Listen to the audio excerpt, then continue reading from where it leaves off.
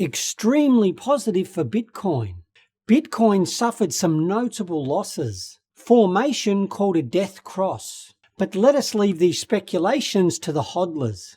China has changed its mind.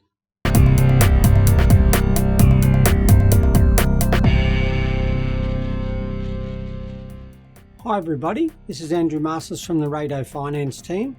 Today we'll look at the issue in the growth of Bitcoin over the past month and also discuss the events in China and why the country may overtake the whole world in developing the blockchain. Last week Bitcoin surged 40%, breaking through the psychological $10,000 level after suffering a rough few days. Much of the gains took place within a short period of time between the late morning and early afternoon, and then enjoyed another strong rally starting after 8 PM EDT. This bullish activity took place after Bitcoin suffered some notable losses earlier in the week, dropping to its lowest level since May, while Mark Zuckerberg presented some testimony in Congress to Libra. Technical analysts emphasise that the digital currency was approaching a bearish formation called a death cross. In anticipation of the hearings about Libra, Bitcoin fell and the vast majority of traders put up bearish positions. Bitcoin's upward movement forced speculators to close short positions, thereby causing further growth. The second wave of purchase was against the backdrop of such a psychological effect as the FOMO, fear of missing out, which led to even stronger growth.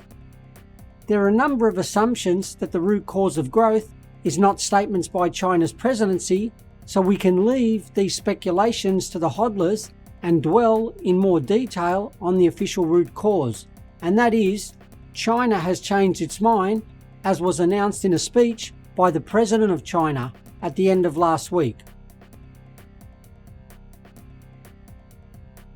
President Xi Jinping called for an increase in the level of research and investment in the blockchain during a meeting with representatives of the Communist Party.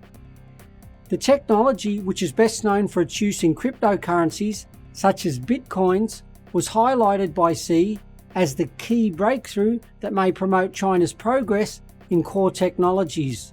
Last week, as was previously, it was only a topic of conversation between scientists and technologists and financial investors. He added that China wants to gain an advantage over other major countries in terms of blockchain research and development. Following the Chinese leader, similar rhetoric began to come from key figures in the economy.